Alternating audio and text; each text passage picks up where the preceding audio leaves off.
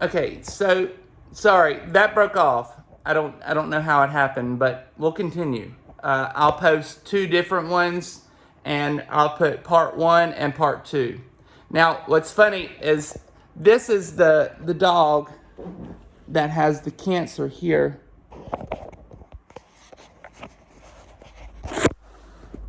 Damn it, Dallas, where you at? Hold on. Oh, Dallas, you're making it complicated.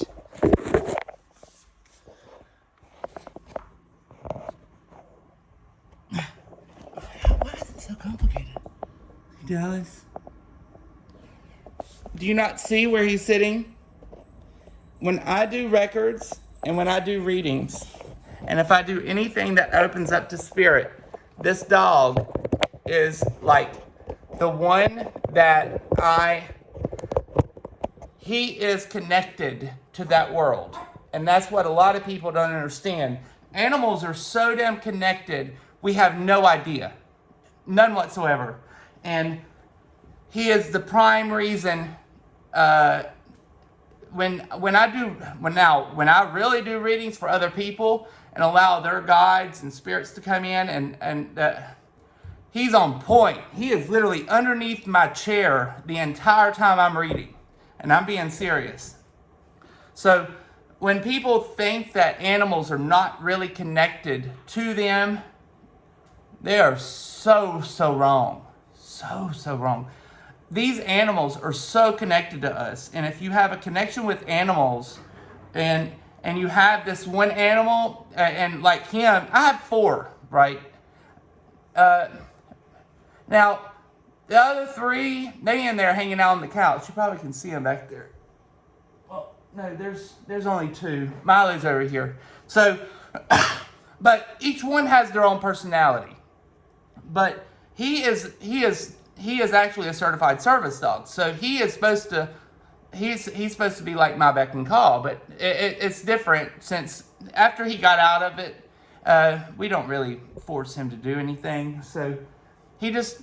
But what's funny is as soon as I open and start like trying to open the space and clear the space and hold the space, that bitch is here. He is on point and he is always ready and he is always sitting right underneath me and ready and looking. It's almost like he's always pointed outside of my back, so he's watching my back at all times. And that's where a lot of people go wrong. They don't understand the spirit world. And people like myself that are out here communicating to the spirit world, when you have animals like that, he's going to be missed. And he's like the prime one. If something comes in the house, I know, but sometimes they might not like come out first. And if he's here and on point, or if he's over there when I'm getting everything started, I know that something's around, and I need to go ahead and open up to make sure and like either tell them to go away until it's time, or to go ahead and continue forward. And sometimes I do, sometimes I don't. It really depends on the day and the time that it happens. Because sometimes when I do readings for people, right, I'll do a reading for someone in the afternoon. Normally, I like my readings around 1.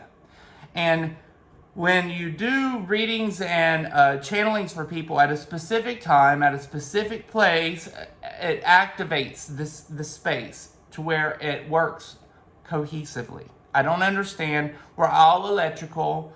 This universe is electrical. So when we're over here doing, as time goes, God Chronos is the God of time. So when you're over here like astral traveling, I don't know if you know how, but I'm going to be getting into aspects of understanding how to disconnect your soul from your body. And then what we're going to be able to do is I'll tell you the aspects to listen to, because as you start soul traveling, you're going to hear a clock, and that's God Chronos. That's like the ruler of not everything. He's just the God of this planet, and that's where people got it twisted. He is the God of this planet. And that's where people have to understand. Everything is upside down and inside out. So you folks, what it's all about, take you back to the old school where it's so cool. Do you remember that song? Some of you probably won't. So, let's get back. So, what got me into the akashics, she told me everything that I needed to do to heal myself. As I learned the akashics, what I did was I started dialing into the akashics, not for anybody else other than myself. So I learned and was taught through the akashics and through a mentorship through '09, through Kelly, and she taught me all these things throughout the mentorship. And then when I came back, what I would do is I would dial into certain aspects within my physical life to be able to heal myself to live on like a decent level.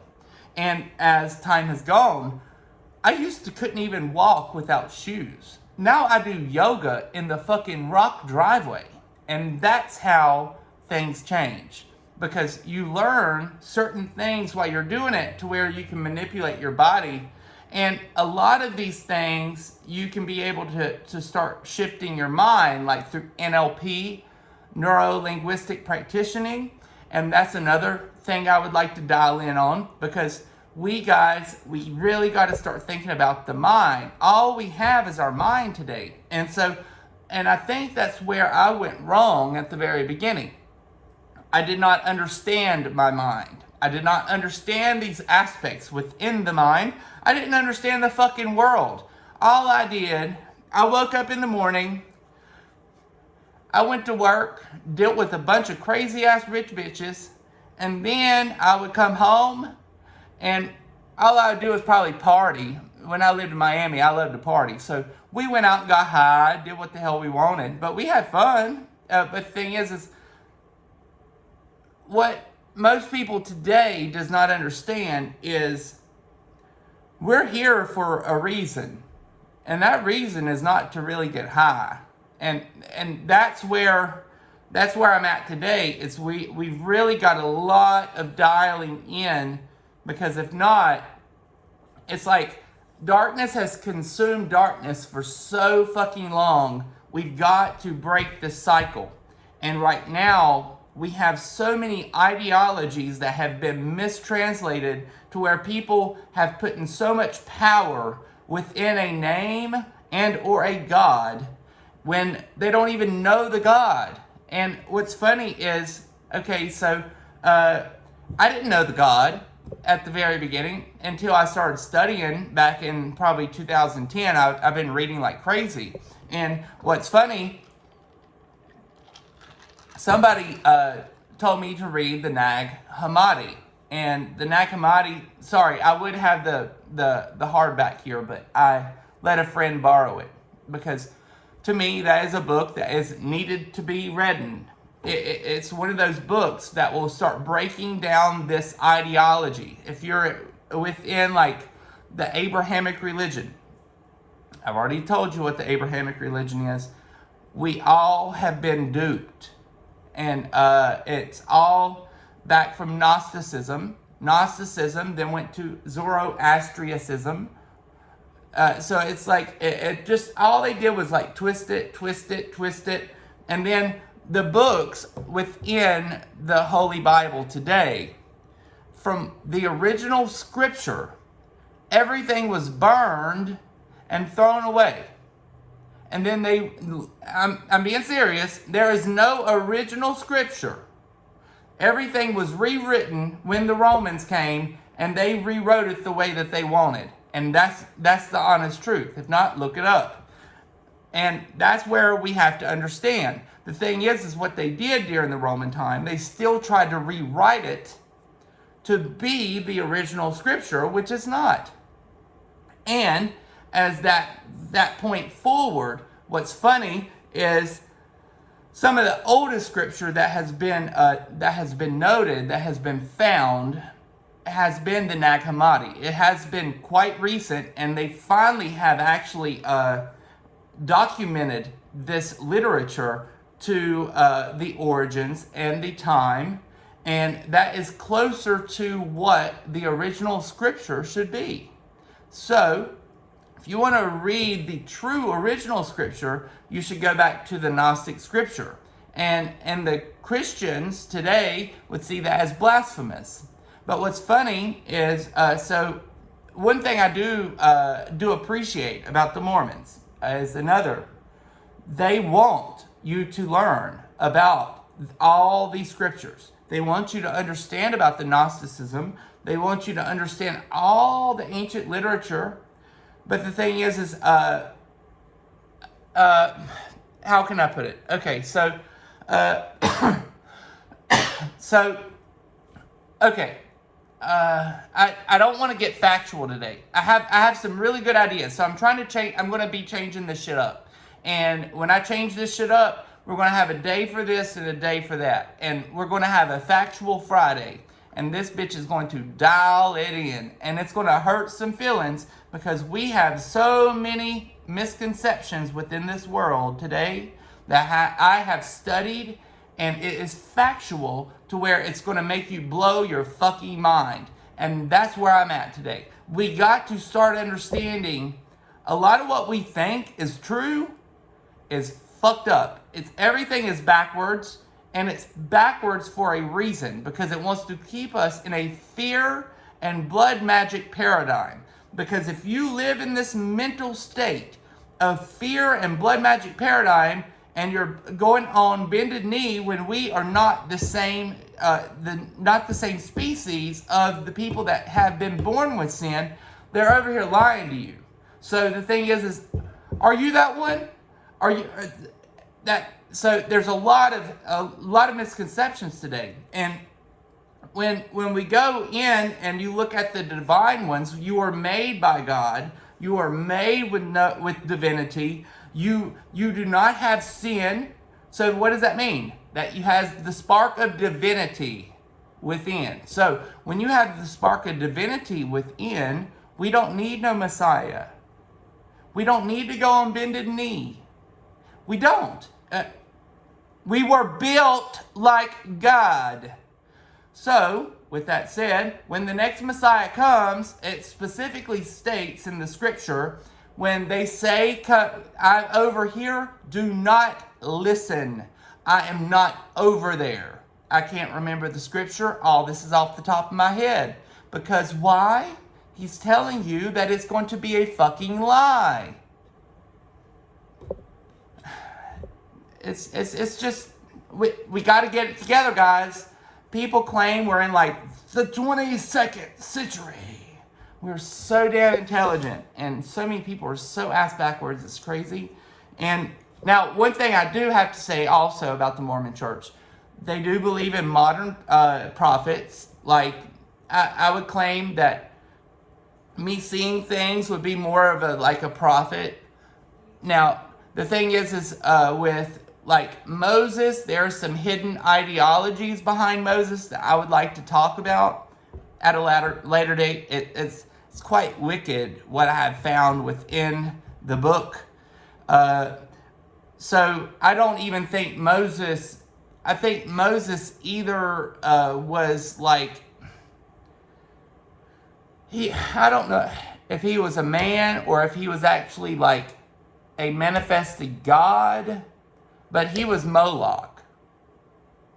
And that would be something, because when he comes off the hill after 40 days and 40 nights, in the script, in the original script, you have to go to the interlinear Bible with the original language. It talks about when he comes down the hill, he comes down with like a hide like a cow. And the kids were scared of him. Why was the kid scared? Because he was growing horns. The only thing I can think of that has horns and hide like a cow is Moloch. If you don't know what Moloch is, Google it. Moloch is the god of sacrifice. And what you have to understand is that is the Yod of Baal. That in the Gnostic scripture, that is the Yod of Baal. So was he a reincarnated Yod of Baal? I don't know if and what's funny is the Mormons do claim that that God was a man, and in the Gnostic scriptures, he was placed here. So if he was placed here, but where a lot of people go wrong in their scripture, within Gnostic scripture, it talks about how he wasn't put with the divinity within. So he is not able to manifest. So he uses us through fear and magic and blood to be able to manifest his destiny. And that's what this book is trying to do, is trying to get us there. And there's a lot of different ideologies behind it. And I've been studying these things for so many years, and I don't want to scare you guys.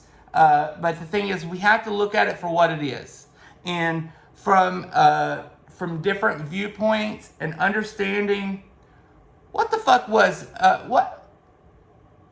If I'm over here seeing a man turn into a motherfucking bull coming down the hill, do you not think I would be frightened too? I mean, really. What the fuck is that coming down that hill? Moses? Moses, come here, boo. Let me milk your titty. Can I get some milk out of them udders, baby? Come on over here. Let me play with them boobies. That would be about how I would probably do if I had a man turn into a fucking cow overnight.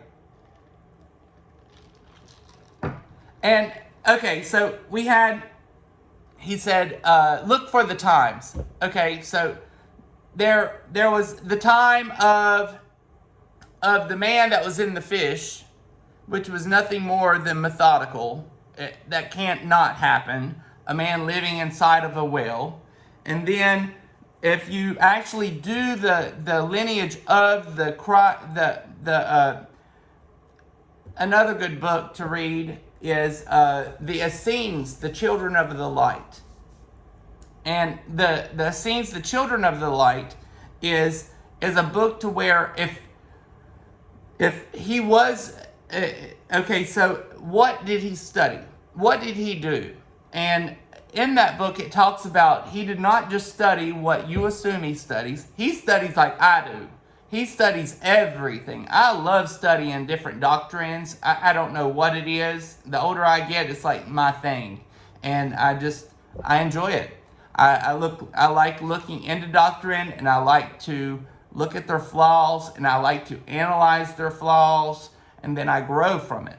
And I just see, I see through the bullshit. And and I'm not saying that it's wrong. The thing is within natural law, they have to tell you certain things while telling you the lie. Otherwise, those people are going to be stuck in karmic debt. So, with that said, when they are over here writing these books, they have to tell you these flaws, if you get what I mean. There's many flaws that have been caught within the book and within all the books, to where people are now looking at, they're wondering if the Nag Hammadi was actually plagiarized in modern day to like drive people back into that parasitic mind control. Who knows? What it is it is a Messiah complex. And that is a Messiah complex. The Gnosticism, Zoroastrianism, it's still the same thing. Now, the thing is some pagans do see their gods as like not connected as much. And what pagans have to start doing is they have to see these as they're taking as much as you're getting. Because if you're not getting more, then you might as well cut the string, baby, because they're taking from you, and it's not fair. Because if I call upon a archangel, like Seraphim is here today, when I call earlier, before I open this thing, I call upon the archangels of the four corners. While doing so, I've had Michael, Raphael, and I had Seraphim. Seraphim always shows up at like a white dragon with wings. He's in the roof of my house right now. I don't know why. He just shows up. So each one shows up differently, and then my guides show up around my house. So if as long as these people are here to benefit you, it's okay. Because they are here to hold the space for me. They are here for me to relay this information, not to take from me. And if I call upon them, did you know this? If we call upon any angel, if we call upon any demon, they are demanded to show. That's where a lot of people go wrong. We have so much more power than we understand. And that's where we need to start understanding. Because when I say I want this here now, they have to show up. And it's in the script. It's in it. And that's where a lot of people just don't study enough to know the power that what we have. And when we are over here to say, okay, when I'm just light a candle. This candle behind me is for wind. When I call upon that, Raphael showed up. When I lit that, Michael showed up. When I lit that, Seraphim showed up. What is that? That's fire. What is that? That is water. I think of me getting into the ocean. What is that? That's earth over here. I do this before I start every single time to hold this space. And we have to know, when you call for them, they come. They're obligated. These beings are obligated to show face to us. Think about it. Okay, so if I'm a nobody, what the fuck are these archangels over here having to show face because I call upon? Think about it. That's what you don't understand. Any demon, any god, anything, if we call upon them, they will be here. That's how much power we have. We are the divine children of God. So that means we are going to become that. So I really didn't mean to get on this tangent. It was supposed to be more about me learning the akashics and getting into it, but you got what you got. I hope you got something out of it, because whatever it was, it needed to be said. Otherwise, I wouldn't have said it. Like I said in the first one, if you are following, and if you're intrigued by what's out there, I do have an Instagram, and that is The Sacred Tree of Life, at The Sacred Tree of Life. And then the YouTube is, I believe it is Sacred Tree of Life. And then the Facebook is either The Sacred Tree of Life or Sacred Tree of Life. I don't understand. To be honest, you are lucky I even get these videos out. I'm like the worst video person. I'm the worst tech savvy person. And I'm trying to think about a Factual Friday.